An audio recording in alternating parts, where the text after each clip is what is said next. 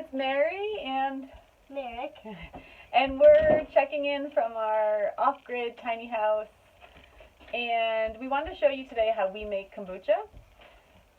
Making kombucha is just one of the many ways that we make our own food and are able to save a lot of money. Here we don't have an electric bill because we get our power from a solar panel. We don't pay for water. And we'd like to make as much of our own food. My husband Mike and I love drinking kombucha, and it's expensive in the store.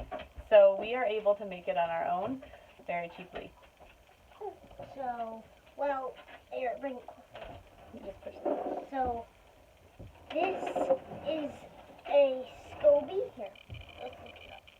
This light right here, this thing right here, they're like little organisms that actually help you make kombucha. So it starts as tea without a SCOBY, and then when you put a SCOBY in, then it is kombucha, because it eats the sugar out of the... Yeah, great. That's a really good way to describe it. And so you can see this is also, making our own food is a great way that we incorporate homeschooling into everything we do. We use math, we learn how to make our own food. And Merrick knows more about SCOBYs probably than most people. But SCOBY stands for Symbiotic Culture of Bacterial Yeast. And what we did, we started making the SCOBYs from actually just a raw kombucha bottle. And we did the fermenting process of tea and sugar. And then that grew into the SCOBYs. And we'll actually you want to lift one up out of here to show it, how big it's gotten? I never really grabbed one.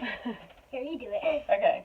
So this is just one of our jars, and this SCOBY is huge. And you can just break them apart, and then you put them into other jars and keep making baby SCOBYs.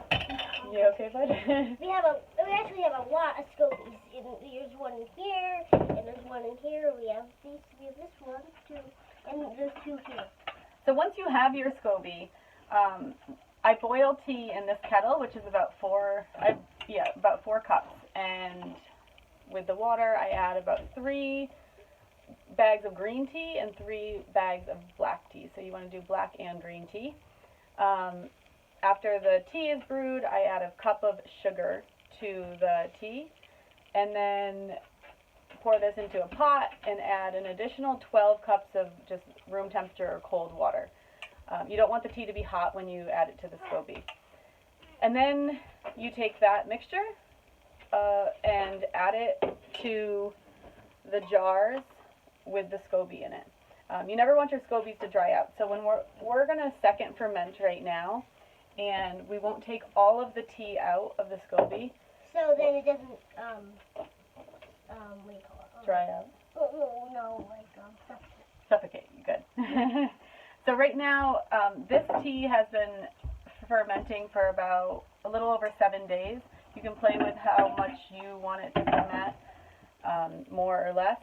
And then we're going to just add a little ground up mango today to one of these jars, one of these small mason jars. Adding fruit for the second ferment adds just more sugar and helps you get that effervescent, bubbly kombucha at the end. Usually we have a filter to filter out any SCOBYs that fall in, but we don't have it today, so we're just going to directly pour in some of the kombucha mixture. So we don't drink. Yes. And then you put the top on this, and we are going to leave it for about a week, maybe a little over a week, depending on more when it's colder, less when it's warmer, because it ferments quicker when it's warmer out. And then you can just pop it and drink it, and it's really delicious. Once we have bottled all of the kombucha from these, like I said before, we'll just brew the tea again, add it here, add it to the big mason jars. We use just like old cloth and a rubber band to seal the top. You're not putting a lid on top of it, just the cloth. Why do we have so many jars? Well, because we want so much kombucha. Okay, that's it for today. I hope you guys try it on your own and love it and save some money on kombucha.